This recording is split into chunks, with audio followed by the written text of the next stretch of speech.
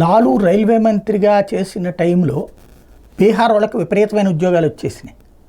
ఇది ఈ C category, D category ఉద్యోగాలు చాలా వచ్చేసినాయి. ముందు టెంపరీ, ఆ తర్వాత పర్మనెంట్ అయిపోతారు. అలాగే బోల్డ్ అంతమంది అయిపోయారు. ఎలాగ సాధ్యమైంది అన్నటువంటి దానికి తేలింది ఏంటంటే, లంచం ఇవ్వలేని పరిస్థితుల్లో బీహారీలు ఉంటే వాళ్ళ భూమి కాగితాలు తీసుకొచ్చి వీళ్ళ పేరు రిజిస్ట్రేషన్ చేసేసి ఉద్యోగం సంపాదించడం. ఇట్లాగా వందలాది కాదు వేలాది మంది సంపాదించారు.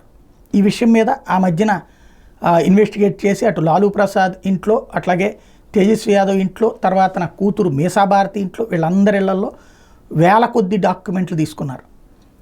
ఆ వ్యవహారం మీద దర్యాప్తు చేసినటువంటి సిబిఐ తన తుది ఛార్జ్ షీట్ని సబ్మిట్ చేసింది.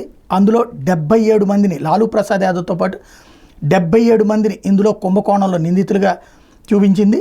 2004-2009 మధ్యన డి కేటగిరీ ఉద్యోగాల్లో ఇది జరిగిందన్నటువంటి విషయం తేల్చింది. స్పెషల్ సిబిఐ జడ్జి విశాల్ గౌగ్నే దీన్ని జూలై 6వ తారీఖున కన్సిడర్ కూడా చేసేశారు.